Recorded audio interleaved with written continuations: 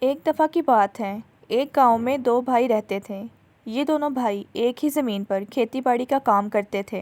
ان دونوں بھائیوں کے والد اس دنیا میں نہیں تھے۔ انہوں نے مرتے وقت یہ زمین ان کو حصے میں دی تھی۔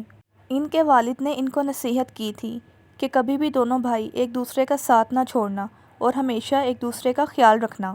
بھائیوں نے کھیت میں ذمہ داری بانٹی ہوئی تھی اور یہ دونوں کھیت میں دل لگا کر اور بہت محنت سے کام کرتے تھے۔ بڑا بھائی شادی شدہ تھا اور چھوٹے بھائی کی ابھی شادی نہیں ہوئی تھی۔ دونوں بھائی اناج میں سے آدھا حصہ گھر کے لیے رکھتے اور باقی جو حصہ بچتا وہ بازار میں جا کر بیچ دیتے، اور یہ دونوں منافع اور نقصان جو بھی ہوتا تھا آپس میں مل کر تقسیم کرتے تھے۔ بڑا بھائی اپنے بیوی بچوں کے ساتھ الگ گھر میں رہتا تھا اور چھوٹا بھائی الگ رہتا تھا۔ ایک دن چھوٹے بھائی نے سوچا، میں اکیلا رہتا ہوں اور میرے بڑے بھائی اپنے بچوں کے ساتھ رہتے ہیں۔ یہ بات مناسب نہیں کہ میں کمائی میں برابر حصہ لوں۔ میری ضرورتیں کم ہیں، ویسے بھی میں اکیلا ہوں، لیکن میرے بھائی کی ضرورتیں زیادہ ہیں۔ چھوٹا بھائی جانتا تھا کہ میں اس بارے میں اپنے بڑے بھائی سے مشورہ کروں گا، مگر وہ اس بات کے لیے نہیں مانیں گے۔ اور پھر چھوٹے بھائی کے ذہن میں ایک خیال آیا۔ اس نے اناج کی ایک بوری اٹھائی، کھیتوں کی دوسری طرف جا کر خاموشی سے بھائی کے گودام میں رکھ آیا۔ ان دونوں بھائیوں کا آپس میں بہت سلوک تھا اور یہ آپس میں ایک دوسرے کا خیال بھی رکھتے تھے۔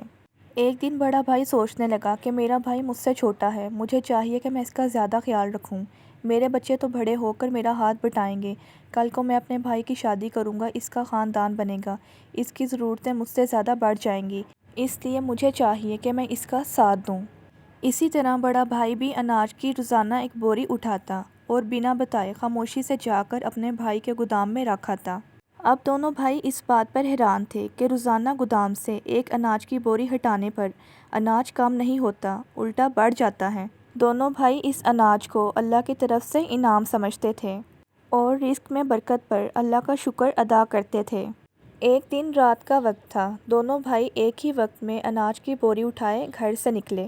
یہ دونوں بھائی جب کھیت کے درمیان پہنچے تو ان کا آمنا سامنا ہو گیا۔ یہ دونوں بھائی حیرانگی سے ایک دوسرے کی طرف دیکھنے لگے اور ان کے ہاتھوں سے ان کی اناج کی بوریاں چھوٹ گئیں اور یہ دونوں ایک دوسرے کے گلے لگ گئے۔ یہ دونوں بھائی آپس میں ایک دوسرے کا بھلا چاہتے تھے۔ والد نے جو ان کو حصہ دیا تھا، اس حصے پر ان کا برابر کا حق تھا۔ یہ دونوں ایک دوسرے کی ضرورتوں کا خود کی ضرورتوں سے زیادہ خیال رکھتے تھے اور یہ دونوں بنا کسی کو بتائے ایک دوسرے کے گودام میں جا کر چھپ کر اناج کی بوری رکھ کر آتے تھے۔